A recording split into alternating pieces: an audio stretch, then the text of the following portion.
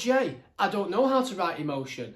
I struggle to convey emotion in my stories. Well, then you need to fucking work on that, because it's kind of an integral part of character development and scene setting. Hello everybody, Darkmoore here. I would like to start off by apologising to you wonderful people that are watching this. I have not been on here as much as I probably should have done, and I have a very good reason for that. Let me introduce you to Miles. Oh, little baby, yes you are. Miles is currently sat next to me sleeping. He is a 11-week-old Springer Spaniel, and as you can imagine, I have to try and cram things in when he's not destroying the house. Description is that fine art. It's that painting the picture. We always get told that it's that painting the picture in the reader's mind and showing them the world around us. So here are 6 things you should absolutely not do when you are writing description in your story. But before we get into this, I implore you to please hit that subscribe button, please hit that like button, and if you really want to do me a favour, is head to the link in the description, sign up to my reading list. There you will get free exclusive little stories, you'll get cover reveals, you'll get giveaways, you'll get discounts, you'll get absolutely all sorts of amazing, incredible things. You also get a free ebook of Tales from the Inferno Volume 1, perfect for those people which love horror, dark fantasy, they love short stories, they love competitions, they love free stuff. Head to my website in the description box below, sign up to my reading list, and I'll see you there. Description mistake number 1, micro-explaining. You've got 2 characters, they're staring at each other. He lifts up his left eyebrow and tilts his head 19 degrees forward. The other character smiles with a crooked smile which reaches halfway up to his cheek. He then reaches for him with his right arm and clenches his hands. You get the idea. Over-explaining the slightest detail is one certain way for your reader to look at your book and your manuscript and go, I don't need to know all this. He grabbed him.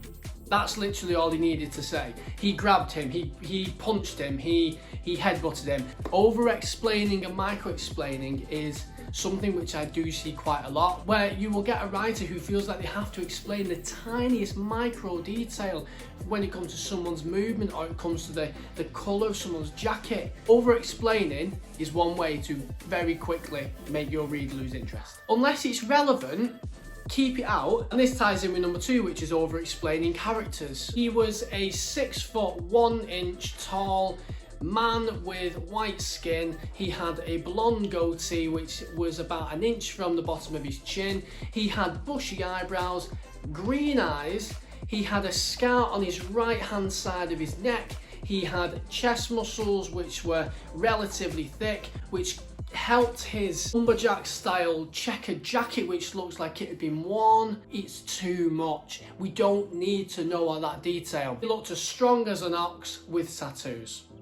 There, you've said the same thing. Why don't later on you just talk about little details about the person? He makes reference to the scar on his neck. She notices the colour of his eyes. You don't have to say everything all at once. That is just an information dump of a character. And at the same time, your reader is just going to scan, look, and they're not even going to remember all those tiny little details anyway. With description, sometimes less is more. So if you can build the same picture without over-explaining and taking away some of those details, then you should definitely take them out. Don't over-explain, which brings me into number 3. Keep the details relevant. If you're going to explain something, make sure it's relevant to the story. For example, we do not need to know the hat size and the shoe size of a character which is in the story for about 3 paragraphs before they are stabbed through the heart and die. You don't need the captain of a commanding legion of knights describing in immaculate detail every single character that is stood on that front line if all of them don't speak and all of them die. Don't feel like you have to describe every aspect of every person in every single scene, especially if they are not indicative to the rest of the story. You can simply say a soldier, a maiden, a demon. If it doesn't add any impact to the rest of the story, it's not relevant or important, then leave it out. Number 4, one surefire way to bore your reader in the middle of a scene. Talk about something completely unrelated. The main character has just discovered the love of their life. The way the sunlight hits their eyes, reflecting back at them, the way they smile. It reminded them of when they was a child, and then they saw a cat which looked the same, and the cat had a beautiful smile, and Mrs. Miggins owned that cat, and Clarice used to go and look at her cat on a Sunday, and right, now your reader is thinking, what the fuck are you talking about now? I want to get back to that bit, which results in them just skimming and skimming. Oh, another page. Another page. I'm going to put that book down because that writer clearly doesn't know how to keep on point and how to do description properly. If you spend time building up to a scene, keep the focus on that scene. If you keep the focus on that scene, your reader is going to be engaged, and then at the end of that scene, maybe then go into a little bit of backstory. Maybe allow the backstory to come in a chapter or two later about what happened. Tie it all together. Don't do a huge info dump at the same time when you're trying to convey one thing, mystery, suspense, tension, love, and you very quickly jump into another section of the story completely unrelated to that part. Decide what you're doing and stick to it.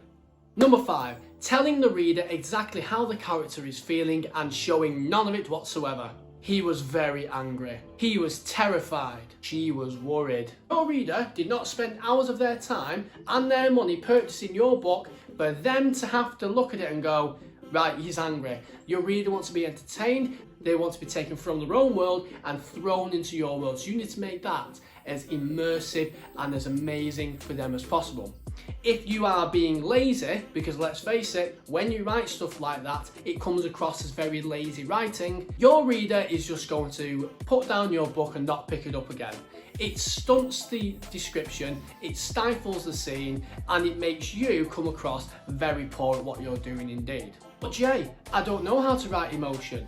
I struggle to convey emotion in my stories. Well, then you need to fucking work on that because it's kind of an integral part of character development and scene setting. When you manage to then get all that down onto the page and convey a beautiful scene of someone being angry, don't then, for God's sake, turn around and tell them he was angry. That, my friends, is thinking your reader is stupid, and then readers don't like thinking they're stupid. And lastly, number 6, you were waiting for this one, show, don't tell. How many of you rolled your eyes when I said that?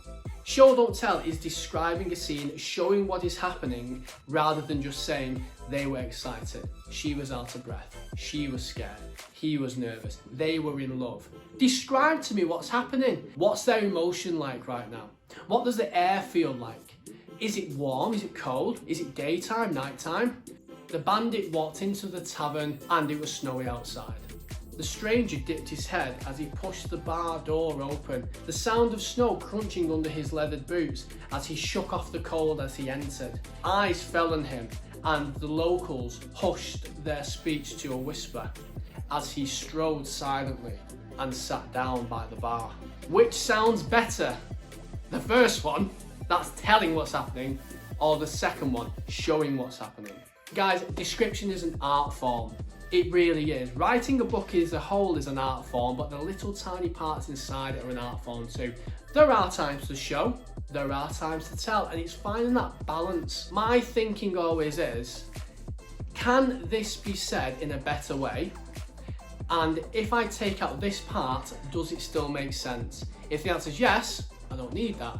And that's where the editing side comes along. If you do struggle with your description, and certainly if you struggle with telling your reader what is happening as opposed to showing them what is happening, I've done a full video on that purposely to help you, and it's right there.